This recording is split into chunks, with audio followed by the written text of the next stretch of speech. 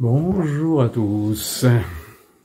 Aujourd'hui, cette vidéo s'appelle « Le corps et ses émotions ».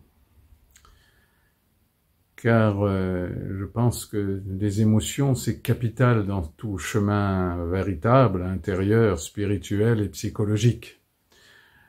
Les émotions sont une source d'information incroyable. Donc déjà, se rendre compte de remettre à la place l'émotion, ce qu'elle a à nous dire. L'émotion, c'est toujours un message, mais un message qu'il faut écouter, qu'il faut prêter de l'attention, et qu'il faut prendre des décisions, des actions par rapport à cette émotion. Alors, l'émotion, c'est une sorte d'information, un bulletin d'information. Par exemple, si vous avez une information qu'il va pleuvoir à l'extérieur, que la météo annonce une forte pluie, si vous vous en occupez pas et que vous laissez dehors des choses qui craignent l'eau, vous pensez bien que vous n'écoutez pas l'information, vous n'êtes pas présente à l'information, ou présent à l'information. Donc, bien sûr, si la météo annonce de la pluie, je vais vérifier s'il n'y a pas quelque chose dehors à rentrer et à protéger de la pluie. Eh bien, l'émotion, c'est pareil. C'est vraiment un bulletin d'information. Et voilà, qu'est-ce que vous allez faire avec ce bulletin d'information?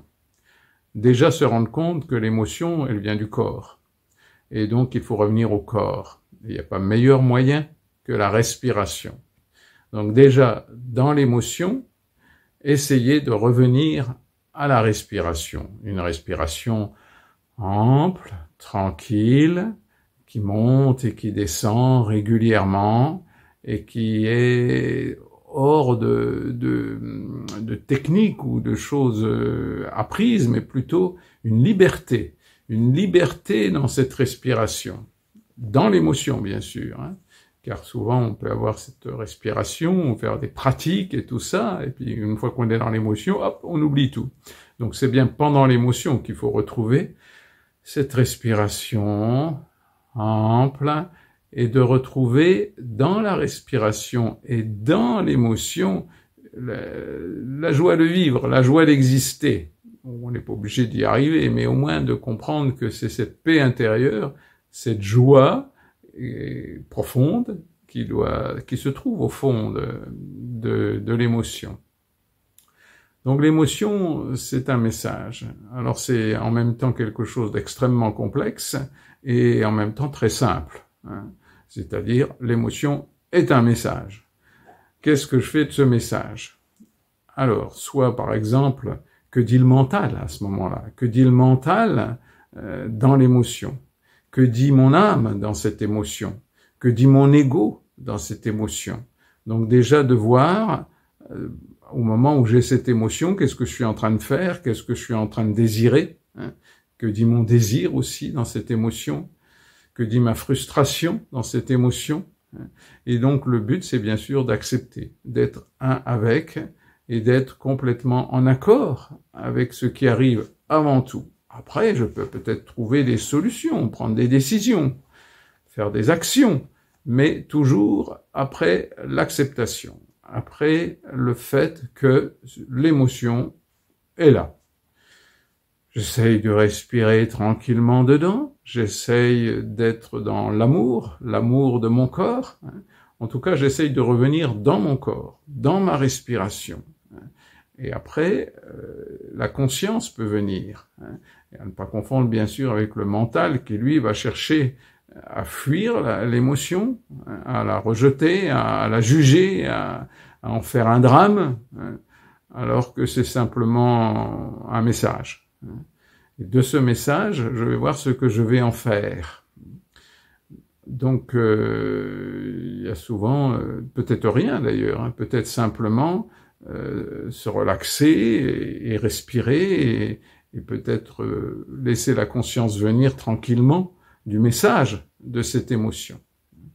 Je vois aussi beaucoup de gens qui sont remplis d'émotions et qui ne se rendent pas compte qu'ils sont handicapés. Ils sont handicapés de l'émotion, ils sont handicapés de l'amour, et donc ils cherchent des mendiants d'amour, si vous voulez, et donc ils cherchent à l'extérieur de la reconnaissance, de l'amour, etc. Et donc comme ils sont handicapés de la vie, ils ne se rendent pas compte qu'ils dépassent largement leurs limites, hein, et donc ils ne sont pas justes avec eux-mêmes. On a chacun une vie, on a chacun un karma, et on a à faire le mieux possible avec cela, et notre âme est vraiment en accord avec ça. Donc c'est bien de retrouver cette paix intérieure et cette joie d'exister toute simple, hein, au fond de soi, dans son corps. On peut aussi imaginer cet enracinement par les pieds, de sentir quelque chose qui nous traverse jusqu'au centre de la terre, pour se sentir vraiment ici, là, maintenant, dans ce corps, dans cette émotion. Et après, on voit ce que l'on peut faire. Donc les émotions, c'est pas un problème. C'est pas quelque chose qu'il faut juger, quelque chose qu'il faut rejeter, mais quelque chose qu'il faut mettre de l'attention tranquille, dans une respiration tranquille, mais de l'attention. Le refus est vraiment la pire des choses, le refus d'émotion. Ah oui, mais non, j'ai ça à faire, j'ai ce désir-là qu'il faut que j'accomplisse, je dois faire ça, les autres m'attendent, j'ai une responsabilité, j'ai des enfants, je dois faire absolument ce qu'il faut. On ne se rend pas compte que souvent on dépasse largement nos limites, et que même les enfants justement vont avoir de faux messages, hein. Ils vont croire que leurs parents n'ont pas de limites, et en plus ils vont se sentir coupables de voir l'émotion dans leurs parents, et donc ils vont croire que c'est leur responsabilité, alors que non, c'est la responsabilité des parents de pas être parfaits, c'est tout à fait normal, hein. Comment voulez-vous que les enfants s'acceptent tels qu'ils sont si les parents ne s'y acceptent pas eux-mêmes? Donc l'émotion, c'est beaucoup de messages qu'il faut décrypter tranquillement, peut-être plus tard, hein. Donc l'instant présent, c'est je respire, je suis tranquille, je vois si j'ai besoin de lâcher un désir, je vois si j'ai besoin d'accepter une frustration, je vois que j'ai besoin d'accepter une limite, je vois que j'ai besoin d'accepter mes handicaps. Tout cela, dans cet instant de méditation, oui, mais d'émotion. Et après, je vois ce que je peux faire.